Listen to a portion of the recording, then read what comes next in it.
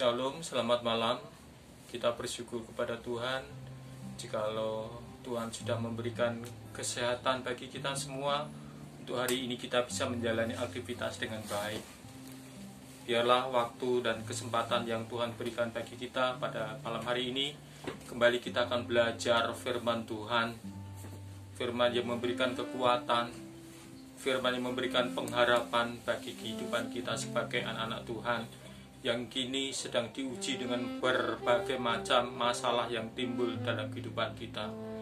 Mari sebelum kita belajar firman Tuhan, kita akan terlebih dahulu datang, kita menyerahkan, biarlah kiranya Tuhan berbicara kepada kita melalui hamba-Nya yang kecil ini. Mari kita akan berdoa. Tuhan Bapa kami di surga, kami bersyukur kepada Engkau.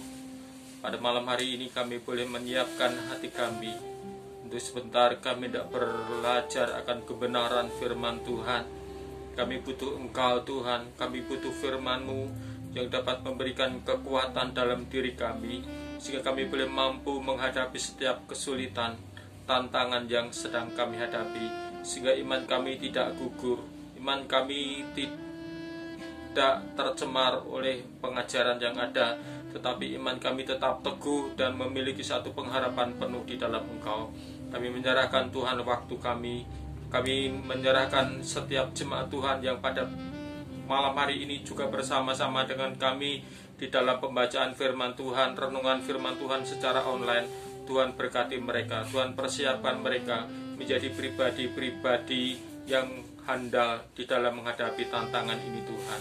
Hamba menyerahkan diri ini yang terlampau kecil, urapi dengan kuat kuasa Roh-Mu Tuhan, sehingga apa yang hamba sampaikan boleh menjadi satu nasihat, boleh menjadi satu peringatan, bahkan kekuatan bagi kami. Terima kasih Bapa, demi nama Yesus Tuhan kami berdoa dan mengucap syukur. Amin. Shalom, kita bersyukur kepada Tuhan malam hari ini kembali kita bisa berjumpa meskipun melalui online, tetapi biarlah tidak mengurangi satu kerinduan kita untuk belajar tentang kebenaran firman Allah. Kita tahu ini zaman akhir, saudara. Kitab Nabi Amos menubuatkan bahwa sesungguhnya waktu akan datang, demikian firman Tuhan Allah, aku akan mengirimkan kelaparan ke negeri ini, bukan kelaparan akan makanan dan bukan kehausan akan air, melainkan akan mendengarkan firman Tuhan. Itu nubuatan Nabi Amos di akhir zaman ini, dan kita melihat hampir digenapi nubuatan-nubuatan yang sudah disampaikan oleh nabi-nabi Tuhan pada zaman dahulu. Akhir zaman sudah ada di depan mata kita. Banyak tanda-tandanya yang kita sudah ketahui. Bangsa bangkit melawan bangsa, terjadi bencana di sana di sini. Tapi biarlah itu boleh menjadi satu nasihat bagi kita untuk kita bisa menyikapinya dengan bijaksana sebagai anak-anak Tuhan, supaya kita tidak tertinggal, supaya iman kita tetap tegar berdiri di hadapan Tuhan apapun yang terjadi. Langsung saja kita akan belajar firman Tuhan yang terambil dari Injil Markus pasal yang keempat, ayat yang ke-21 sampai yang ke-25 akan saya bacakan untuk saudara-saudara yang kekasih di KPK Kasih dan KPK Sukacita. Markus pasal 4 ayat 21 sampai 25, demikian bunyi firman Tuhan. Perumpamaan tentang pelita dan tentang ukuran. Lalu Yesus berkata kepada mereka, orang membawa pelita bukan supaya ditempatkan di bawah gantang atau di bawah tempat tidur, melainkan supaya ditaruh di atas kaki dian. Sebab tidak ada sesuatu yang tersembunyi yang tidak akan dinyatakan, dan tidak ada sesuatu yang rahasia yang tidak akan tersingkap. Ayat 23, barang siapa mempunyai telinga untuk mendengar, hendaklah ia mendengar. 24, lalu ia berkata lagi, camkanlah apa yang kamu dengar. Ukuran yang kamu pakai untuk mengukur akan diukurkan kepadamu, dan di samping itu akan ditambah lagi kepadamu. Karena siapa yang mempunyai kepadanya akan diberi, tetapi siapa yang tidak mempunyai, apapun juga yang ada padanya akan diambil daripadanya. Amin. Saudara Bapak Ibu yang dikasihi di dalam Tuhan Yesus, kitab Markus ini satu pasal hampir semuanya terdiri dari sebuah perumpamaan. Mulai dari perikop yang pertama, perumpamaan tentang seorang penabur. Kemudian juga ada perumpamaan tentang pelita dan tentang ukuran yang kita renungkan pada malam hari ini. Kemudian juga ada perumpamaan tentang benih yang tumbuh dan perumpamaan tentang biji sesawi. Hampir seluruh pasal 4 ini berbicara tentang suatu perumpamaan. Sebenarnya perumpamaan itu apa sih artinya? Perumpamaan adalah peribahasa yang biasanya didahului oleh kata seperti, seolah-olah, ibarat, seumpama, laksana, bagai, dan lain-lain untuk menyatakan sesuatu hal dengan hal yang lainnya.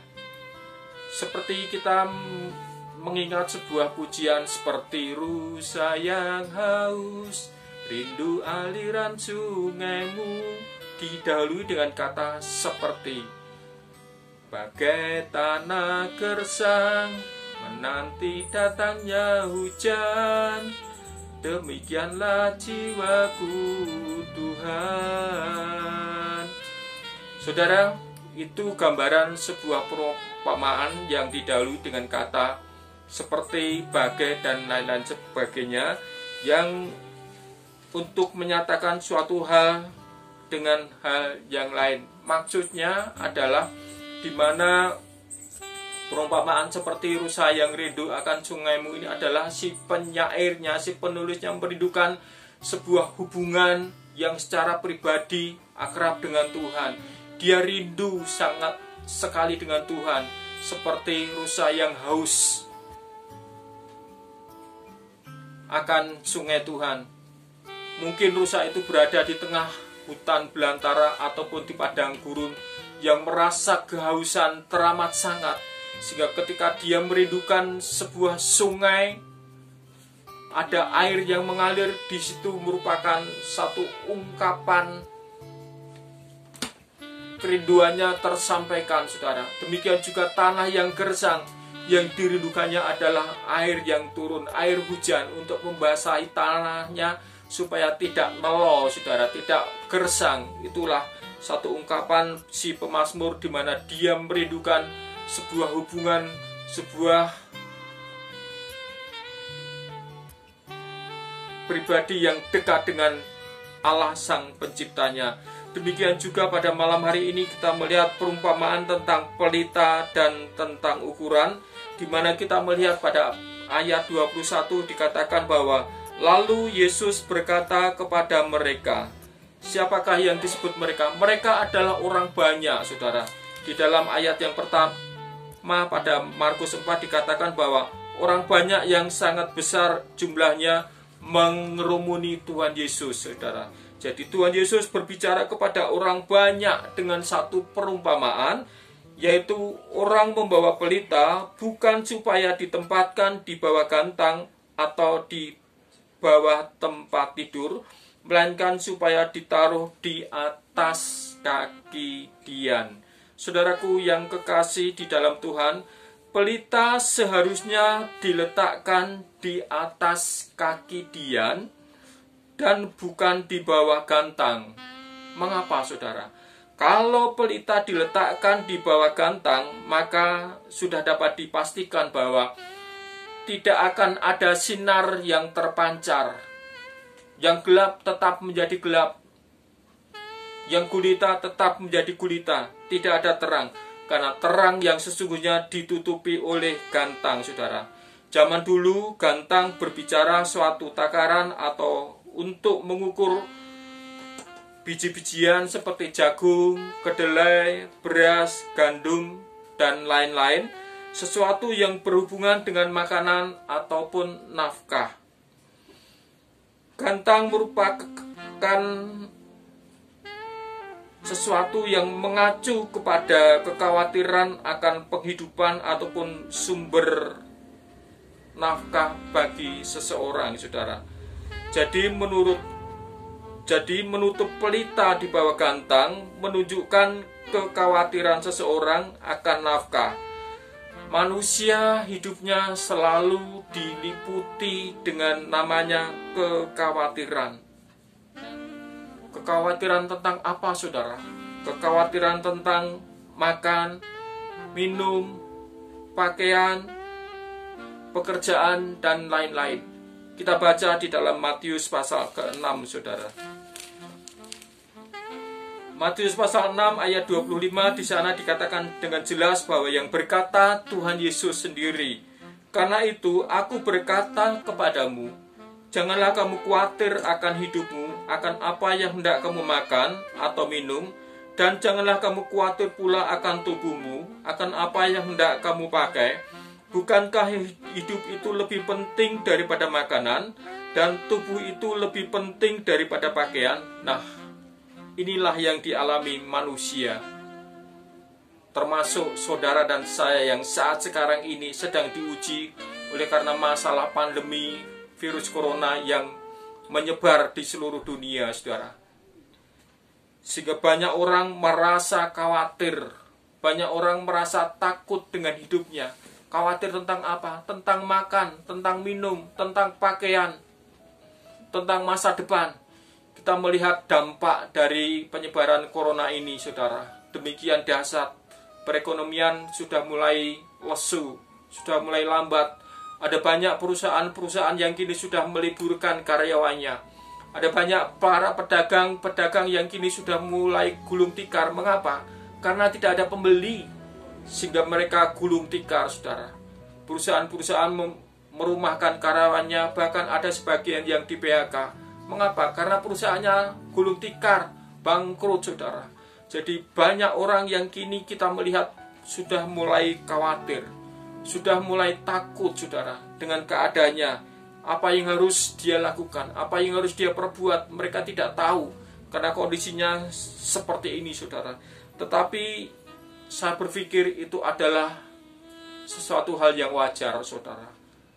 Kalau seseorang mengalami satu kekhawatiran, kalau seseorang mengalami satu ketakutan, tetapi hendaknya kekhawatiran, ketakutan itu adalah hal yang sewajarnya saja. Jangan terlalu dilebih-lebihkan, saudara. Kalau seseorang mengalami satu ketakutan yang berlebihan, kekhawatiran yang berlebihan, itu yang merugi adalah dirinya sendiri, saudara. Karena ketika seseorang mengalami satu kekhawatiran, ketakutan secara berlebihan di dalam dirinya, maka imunitas di dalam tubuhnya mulai menurun. Daya tahan tubuh seseorang mulai menurun. Dan apabila daya tahan tubuh seseorang mulai menurun, maka akan dengan sangat mudah penyakit itu menyerang dan melumpuhnya. Apalagi sekarang yang menyerang adalah wabah yang sangat mengerikan, yaitu virus corona, saudara. Dan bagi anak Tuhan, kita harus berani tampil beda di tengah-tengah kondisi yang kini sedang kita hadapi, saudara. Mengapa, saudara? Karena kita memiliki Tuhan Allah yang sanggup menjaga kita, yang sanggup memelihara kita. Matius 6 ayat 26, saudara. Matius 6 ayat 26, "Pandanglah burung-burung di langit yang tidak menabur dan tidak menuai, dan tidak mengumpulkan bekal dalam lumbung, namun diberi makan oleh Bapamu yang di surga." Saudara, ini yang menjadi kekuatan bagi kita sebagai anak-anak Tuhan. Burung-burung yang di udara, yang di langit saja, Tuhan pelihara, Tuhan jaga, Tuhan perhatikan, sehingga mereka tidak kekurangan suatu apapun. Apalagi kita, umat pilihan Allah, umat ciptaannya yang sempurna. Tuhan pasti pelihara kita, Tuhan pasti jaga kita. Sebab itu kita anak-anak Tuhan, mari jangan terlalu risau dengan keadaan ini. Khawatir wajar, saudara, saya pun juga khawatir. Tetapi jangan berlebihan. Kita mempunyai seorang pribadi yang memperhatikan, peduli dalam kehidupan kita, yaitu Tuhan kita, Yesus Kristus, saudara. Saudara, di Itu yang pertama. Kemudian yang kedua kita akan melihat pada ayat yang ke-24, saudara. Lalu ia berkata lagi, ini juga merupakan satu perumpamaan, saudara. Camkanlah apa yang kamu dengar. Ukuran yang kamu pakai untuk mengukur akan diukurkan kepadamu, dan di samping itu akan ditambah lagi kepadamu. Apa yang dimaksud dengan ukuran kehidupan, saudara? Banyak orang dengan sembarangan menilai, mengukur orang lain, saudara. Dengan gampangnya mereka menjatuhkan hukuman kepada orang lain yang tidak sepaham dengan dia, yang tidak sependapat dengan cara berpikir mereka. Saudara, orang dengan gampangnya menghakimi orang lain, saudara. Dan seringkali kita pun juga melakukan hal itu ketika kita melihat orang lain tidak sepaham dengan kita. Ketika kita melihat orang lain tidak sesuai dengan karakter kita, dengan pribadi kita, saudara. Ada banyak hal itu dilakukan orang-orang, saudara. Semoga kita tidak seperti orang-orang pada umumnya, saudara. Karena kita adalah orang-orang yang sudah mendapatkan terang daripada Allah, saudara. Ada banyak orang yang datang beribadah ke gereja yang mestinya seharusnya mereka mencari pribadi Allah. Mereka datang untuk beribadah, memuji dan menyembah Tuhan. Mereka bisa berdoa secara kusuk untuk bisa bertemu dengan hadirat Tuhan. Tetapi apa yang terjadi, saudara? Justru malah bisa menjadi hakim di dalam satu ibadah, di dalam persekutuan dengan Tuhan. Ketika melihat pujian dengan musik tidak sinkron, tidak harmonis lagi, dengan mudahnya mengkritik.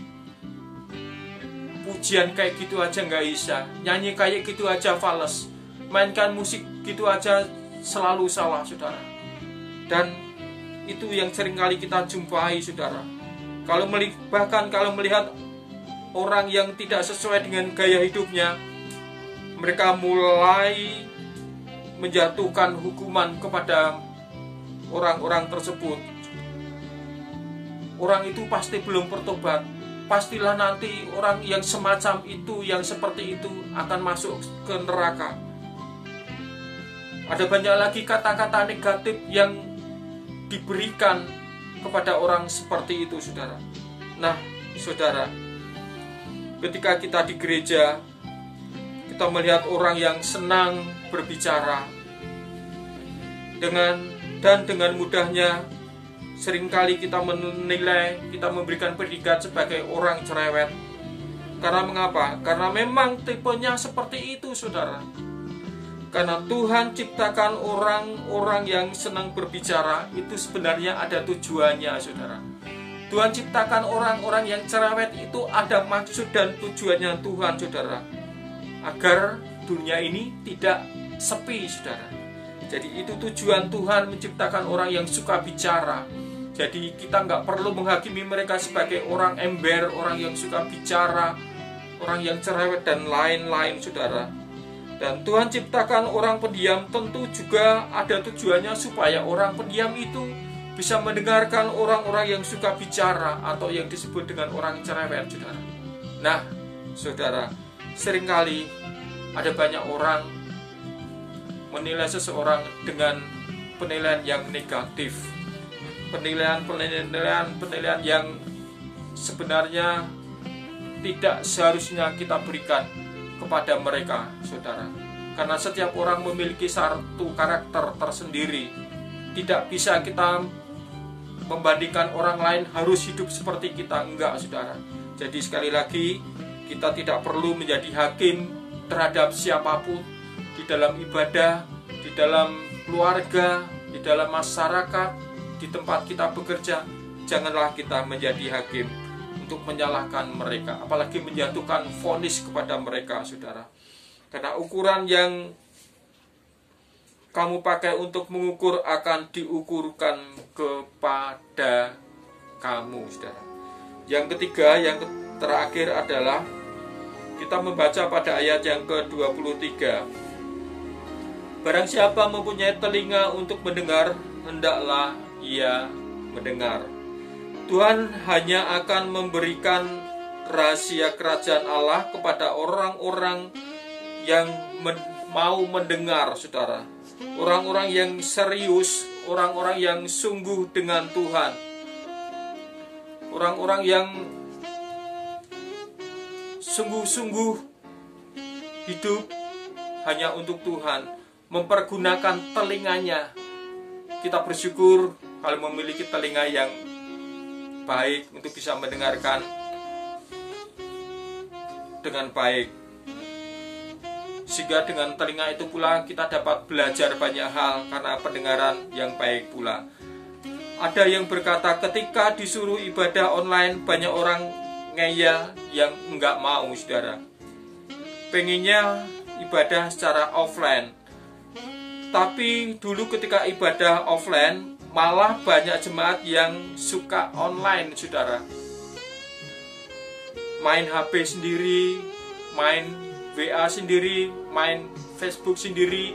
Ketika sedang disampaikan firman Tuhan, main YouTube, bahkan main game online sendiri. Mereka tidak mendengarkan firman Tuhan. Makanya jangan heran kalau ada orang yang rajin beribadah, setiap minggu datang ke gereja, setiap hari bahkan berdoa, tetapi tidak mengalami satu perubahan hidup. Yang selingkuh tetap selingkuh, yang judi tetap judi, yang mencuri tetap mencuri, yang suka pasang togel tetap pasang togel, saudara. Kenapa bisa begitu, saudara?